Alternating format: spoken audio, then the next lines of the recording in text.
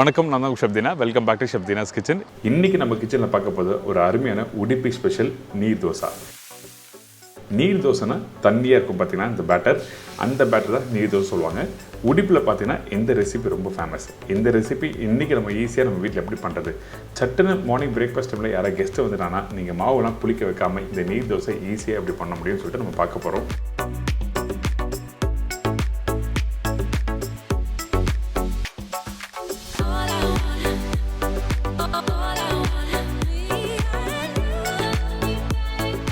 இதோட ஒரு அருமையான வடகறி சொன்ன உடனே நம்ம நாக்கெல்லாம் ஊறும். ஐயோ, ஒரு சாஃப்டான ஒரு ரெசிபியோட இந்த வடகறி தொட்டு சாப்பிட்டா நல்லாயிருக்கும் சொல்லிட்டு நிறைய பேர் யோசிப்பீங்களே.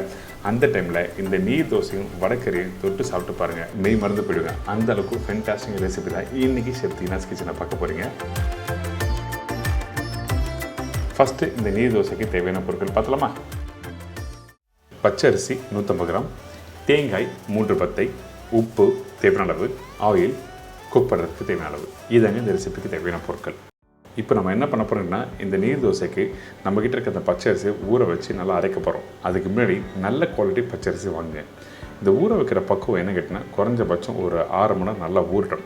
அரிசி எந்த அளவுக்கு நல்லா ஊறுதோ அந்த அளவுக்கு ஈஸியாக அரைக்க முடியும் ஃபைன் பேஸ்ட்டாக. அதுக்கு முன்னாடி தண்ணி நல்லா வாஷ் பண்ணிட்டு அதுக்கப்புறம் தண்ணி ஊற்றி நல்லா ஊற வச்சுருங்க.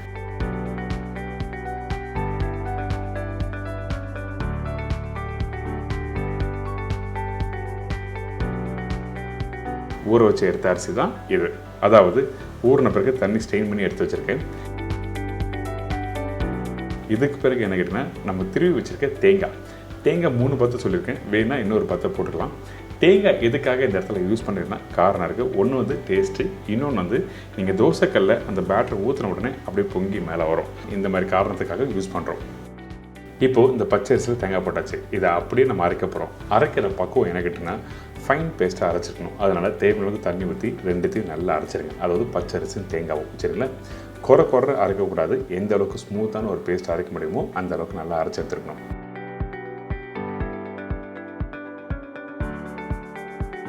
இதுக்கப்புறம் இதில் தண்ணி ஊற்றி மிக்ஸ் பண்ணுவோம். அது எப்படி பண்ணுறதுன்னு சொல்லி அடுத்த ஸ்டேஜில் பார்க்கலாம். அதுக்கு முன்னாடி மாவை இந்த மாதிரி பக்குவத்தில் கரெக்டாக அரைச்சிக்கணும். மாவை அரைச்ச பிறகு நீங்கள் புளிக்க வச்சு இந்த ரெசிபி பண்ண அவசியமே இல்லை. மாவு அரைச்ச உடனே நீங்கள் தோசை ஊற்றி நீங்கள் சாப்பிட்லாம். அந்தளவுக்கு ஒரு சூப்பரான ஒரு ரெசிபி தான் இது. இதுக்கப்புறம் இந்த மாவை நல்லா மிக்ஸ் பண்ணுங்கள். மிக்ஸ் பண்ணிவிட்டு இதில் கொஞ்சம் உப்பு தண்ணி ஊற்ற போகிறோம்.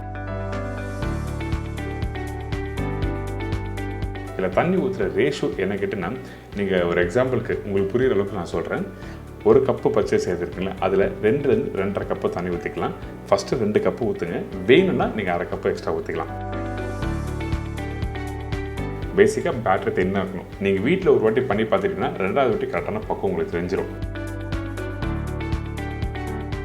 இப்போது இந்த பேட்டர் ரெடி ஆகிடுச்சு. இதுக்கு பிறகு தோசைக்கல்லில் நீங்கள் ஃபஸ்ட்டு சீசனிங் பண்ணிடணும். அதனால கொஞ்சமாக எண்ணெய், அதுக்கு பிறகு வெங்காயத்தை வச்சு நல்லா தேய்ச்சிருங்க. சில தோசைக்கல் கரெக்டான பக்குவத்தில்னாலும் உங்களுக்கு தோசை வராது. அதனால் நல்லா வெங்காயத்தை வச்சு தேய்ச்சிட்டு 1 கரண்டி மாவு எடுத்து நீங்கள் அப்படியே மேலோட்டமாக அப்படியே ஊற்ற வேண்டியதான். நீங்கள் நார்மலாக வீட்டில் தோசை ஊற்றுற மாதிரி தேய்க்க வேண்டியதுலாம் இல்லை. நீங்கள் ஜஸ்ட் 1 கரண்டி மாவு எடுத்து அப்படி மேலோட்டமாக ஊற்றுனீங்கன்னா அப்படியே வெந்து வரும். இந்த இடத்துல கொஞ்சம் நல்லெண்ணெய் யூஸ் பண்ணியிருக்கேன். உங்களுக்கு வேணால் கீ யூஸ் பண்ணலாம். அப்படி இல்லைனா எண்ணெய் கீ யூஸ் பண்ணாமல் நீங்கள் பிளெயினோட நீங்கள் குக் பண்ணி சாப்பிட்லாம்.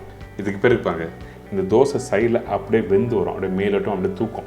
ஸோ இந்த மாதிரி தான் வரணும். நீங்கள் வீட்டில் பண்ணும்போது நீங்கள் ஜல்லிக்கண்டை வச்சு, அதாவது தோசை கண்டை வச்சு நீங்கள் ரொம்ப கஷ்டப்பட்டு எடுக்க வேண்டிய அவசியம் இல்லை. ஈஸியாக வெந்து வந்துடும். இந்த மாதிரி ஈஸியாக நீங்கள் வீட்டில் பண்ணலாம். அதுவும் பர்டிகுலராக நீங்கள் நார்மலாக வீட்டில் தோசை பண்ணுறதுக்கும் இந்த ரெசிபி பண்ணுறதுக்கும் நிறைய வித்தியாசம் இருக்கும். கண்டிப்பாக நம்ம வீட்டில் இருக்க மக்கள் ரொம்ப ஹாப்பியாக சாப்பிடுவாங்க. என்ன சம்திங் டிஃப்ரெண்ட்டாக இருக்குது, நல்லா சாஃப்டாக இருக்குது, தேங்காய் எதாவது போட்டிங்களா அப்படின்னு சொல்லி கேட்பாங்க. அந்தளவுக்கு ஒரு அருமையான ரெசிபி தான் இந்த நீர் தோசை. மிஸ் பண்ணாமல் ட்ரை பண்ணி பாருங்கள். நம்ம எப்போவுமே வந்து இட்லி, பொங்கல், தோசை, சப்பாத்திலாம் சாப்பிட்றோம்ல, அந்த டைமில் ஒரு சின்ன சேஞ்சஸ்க்காக இந்த மாதிரி ரெசிபி நீங்கள் ட்ரை பண்ணி பார்க்கலாம்.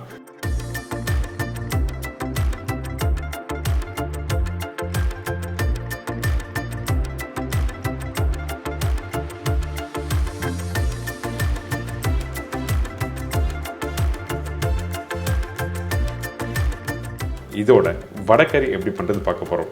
நல்ல சூப்பரான ஒரு சைட் டிஷ்ஷு இந்த வடகறி எப்படி பண்ணுறது பார்ப்போம். இந்த ரெசிபிக்கு தேவையான பொருட்கள் என்னென்ன பார்த்தலாமா?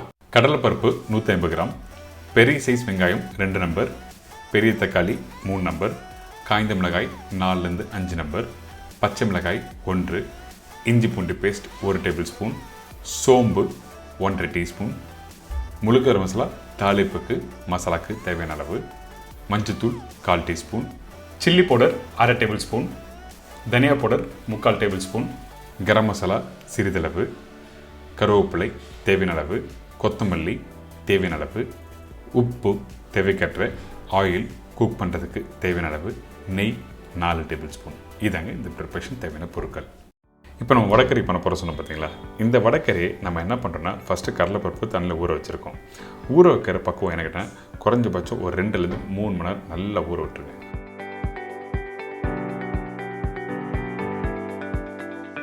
கையில் எடுத்திங்கன்னா இந்த மாதிரி சாஃப்டாக இருக்கும் கையில் ப்ரெஸ் பண்ணும்போது. ஸோ இந்த மாதிரி பக்கம் வந்த பிறகு 1.5 டீஸ்பூன் சோம்பு சொல்லியிருப்பேன். அதில் 1 டீஸ்பூன் அளவுக்கு சோம்பு இதில் போட்டாச்சு. மீதி 1/2 டீஸ்பூன் தாளிப்பில் யூஸ் பண்ணிக்கலாம். அதுக்கு பிறகு காஞ்ச மிளகாய், கருவேப்பிலை, பட்டை, லவங்கம், ஏலக்காய், பிரிஞ்சி இலை. இந்த ஏலக்காய், பட்டை, லவங்கம்லாம் சும்மா ஒரு பீஸ் போட்டால் போதும். இதுக்கு பிறகு இதை அப்படியே எடுத்து மிக்சியில் போட்டு அரைக்கிறோம். தண்ணி ஊற்றாமல் அரைக்கணும், ரொம்ப இம்பார்ட்டன்ட். தண்ணி போட்டு நீங்கள் அரைக்கக்கூடாது. ஏன் கேட்டேன், தண்ணி போட்டு அரைச்சின்னா உங்களுக்கு அந்த மாவு மாதிரி டெக்ஸ்சர் வந்துடும், அதாவது வடை மாவு மாதிரி டெக்ஸ்சர் வந்துடும். அந்த மாதிரி இருந்ததுன்னா ஸ்டீம் பண்ணும்போது உங்களுக்கு நல்லா வராது.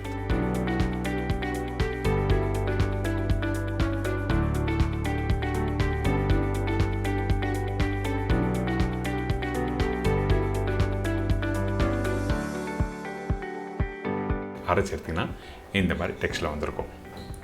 நம்ம இன்றைக்கி வடகறி பார்க்க போகிறது ஸ்டீம் பண்ணி தான் பண்ண போகிறோம். அதனால் எண்ணெய் அதிகமாக உங்களுக்கு பிடிக்காது. இப்போது அரைச்சி வச்சுருக்க இந்த கடலைப்பருப்பு, இந்த கடலைப்பருப்பில் கொஞ்சம் லைட்டாக உப்பு போட்டு நல்லா மிக்ஸ் பண்ணணும். ஸ்டீம் பண்ணுறதுக்கு முன்னாடி உப்பு போட்டிருக்கணும். உப்பு நீங்கள் ஸ்டீம் பண்ணி முடித்த பிறகு உப்பு போட்டு மிக்ஸ் பண்ணால் கரெக்டான சீசனும் கிடைக்காது. அதனால் நம்ம என்ன பண்ணுறோன்னா ஃபஸ்ட்டு உப்பு போட்டு நல்லா மிக்ஸ் பண்ணிடுறோம்.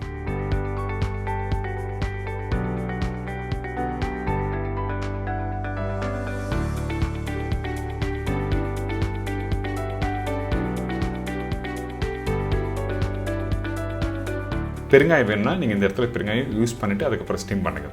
நான் பெருங்காயம் இந்த இடத்துல நான் போடல. இதுக்கப்புறம் இந்த இட்லி சட்டியில் தண்ணி நல்லா சூடாக இருக்குது. அதுக்கு பிறகு சட்டி மேலே கொஞ்சம் லைட்டாக ஆயில் அப்ளை பண்ணிவிட்டு நம்ம என்ன பண்ணுறோன்னா ஏற்கனவே அரைச்சி வச்சுருக்க இந்த கடலைப்பருப்பை வந்து உதிரி உதிரியாக போடணும். அப்படியே முழுசாக போட்டிங்கன்னா என்னென்னா கெட்டி ஆயிடுச்சுன்னு ஸ்டீம் பண்ணி எடுக்கும்போது உடைக்கிறதுக்கு கஷ்டமாக இருக்கும். அதனால் முடிஞ்ச அளவுக்கு நல்லா உதிரி உதிரியாக போடுங்க.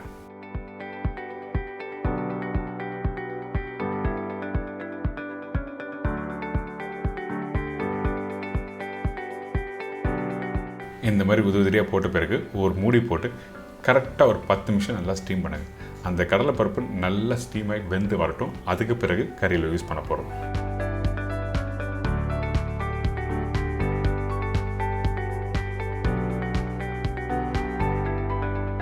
பார்த்தீங்களா, இப்போ அந்த கடலைப்பருப்பு நல்லா வெந்து வந்திருக்கு. சூடு ஆறட்டும், அதுக்கப்புறம் கறியில் யூஸ் பண்ணிக்கலாம். இன்னொரு கடாயில் தேவையான அளவுக்கு எண்ணெய் ஊற்றிருக்கேன். அதாவது வெங்காயம், தக்காளி தாளிக்கிறதுக்கு தேவையான அளவுக்கு எண்ணெய் ஊற்றியாச்சு. மீதி உள்ள சோம்பு தாளிப்பை போட்டிருக்கோம். திருப்பி தாளிப்புக்கு பட்டை, லவங்கம், ஏலக்காய், பிரிஞ்சி இலை இதெல்லாம் போட்டு முடித்த பிறகு வெங்காயம் போடுறோம்.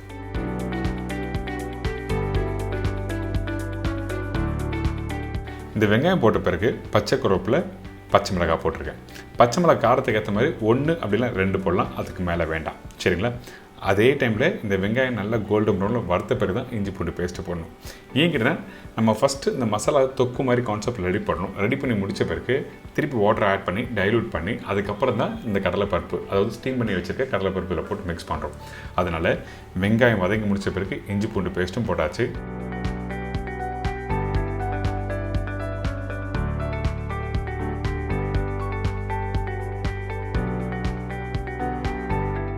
அதுக்கப்புறம் தக்காளியும் போட்டிருக்கேன்.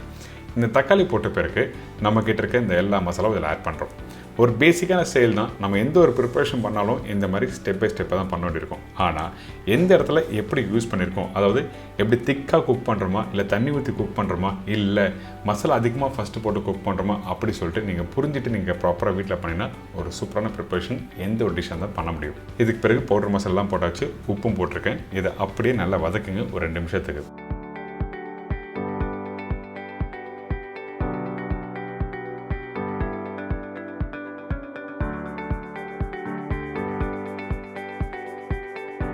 இந்த மாதிரி குக் பண்ணும்போது அந்த ஆயில் அப்படியே மேலே வரும்.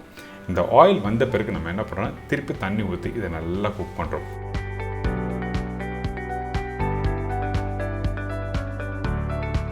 பார்த்துக்குங்க, அந்த டெக்ஸ்டர் உங்களுக்கு தெரியும். அந்த தொக்கு மாதிரி நல்லா வந்த பிறகு தான் தண்ணி ஊற்றுறோம் நம்ம. அதனால் திருப்பி உங்களுக்கு கரண்டில் எடுத்து காமிச்சிருக்கேன். 1/2 லிட்டர்லேருந்து 3/4 லிட்டர் அளவுக்கு தண்ணி ஊற்றி நல்லா கொதிக்க வரும். இந்த மாதிரி பண்ணும்போது அந்த தக்காளி நல்லா மசிஞ்சிருக்குல்ல, இந்த தண்ணி எடுத்து பார்த்தீங்கன்னா நீங்கள் வீட்டில் ரசம் பண்ணுவீங்க பார்த்தீங்களா, அதாவது ரசம் வந்து தக்காளி கரைச்சி அப்படி இருக்கும், ஒரு கலர் லைட்டாக வரும்ல, அந்த மாதிரி டெக்ஸ்டர் வந்துருக்கும் பாயில் ஆன பிறகு. அதே டைமில் கொஞ்சம் கொத்தமல்லியும் போட்டுருங்க.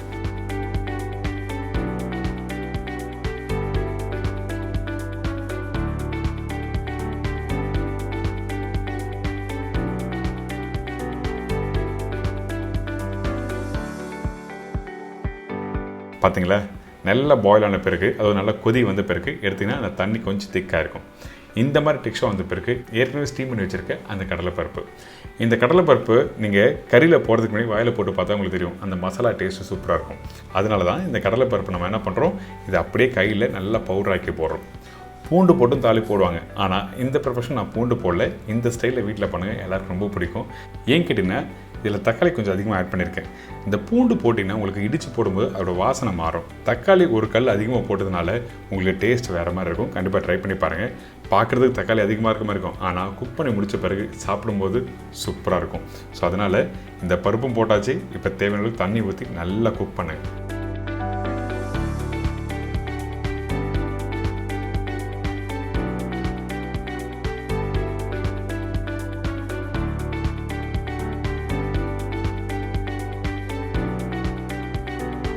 குக் பண்ணி வர டைமில் கெட்டியான ஒரு டெக்ஸ்டர் வரும்.